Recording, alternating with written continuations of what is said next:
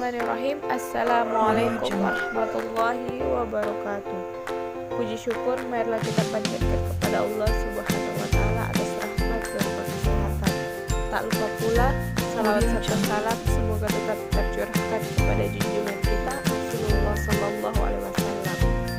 Pertama-tama saya akan memperkenalkan kelompok kami yang pertama Nur Aprianti Putri sebagai moderator, yang kedua Miska Primadani sebagai pemateri pertama, ketiga Dian Maharani sebagai pemateri kedua, Muhammad Irwan Hidayah sebagai pemateri ketiga. Di sini kami akan menjelaskan peran kepala sekolah dalam mengembangkan kurikulum.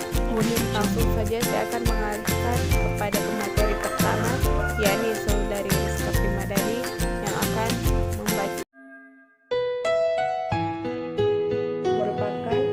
Aspek dinamis dari kedudukan atau status, artinya seseorang telah menjalankan hak-hak dan kewajiban-kewajiban sesuai dengan kedudukannya, maka orang tersebut telah menjalankan peran di dalamnya paling sedikit mencakup 3 hal, yaitu yang pertama, peran meliputi norma-norma yang dihubungkan dengan posisi atau tempat seseorang dalam masyarakat.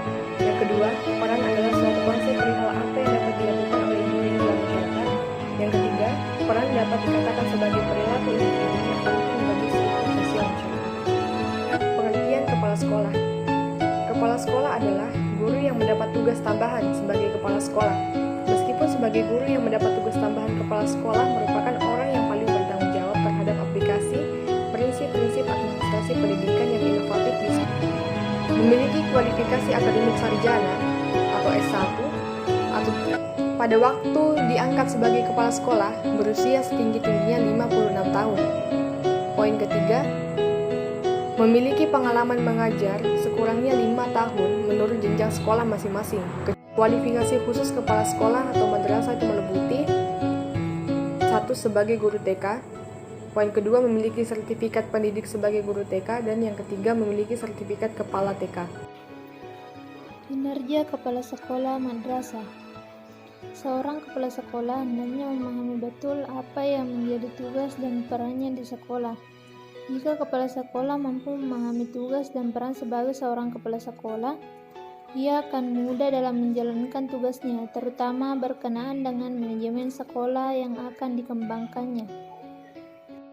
Terkait features of the product, kinerja seorang kepala sekolah dapat dipahami sebagai upaya yang harus dilakukan kepala sekolah dalam melakukan tugas dan peranannya sebagai seorang kepala sekolah, baik itu kepala sekolah dalam jenjang pendidikan kanak-kanak sampai dengan jenjang sekolah menengah atau kejuruan. Kinerja itu sendiri pada dasarnya merupakan perwujudan pengetahuan, sikap, dan keterampilan yang selaras dengan visi dan misi masing-masing satuan atau jenjang pendidikan berdasarkan kompetensi dasar kepala sekolah. Adapun tugas dan peran kepala sekolah dalam pengembangan kurikulum, ada 2 peran kepala sekolah dalam pengembangan kurikulum pendidikan dasar. Yang pertama, kepala sekolah sebagai manajer. Tugas manajer adalah merencanakan, mengorganisasikan, mengatur, mengkoordinasikan, dan mengendalikan dalam rangka mencapai tujuan yang telah ditetapkan. Yang kedua, kepala sekolah sebagai leader atau pemimpin.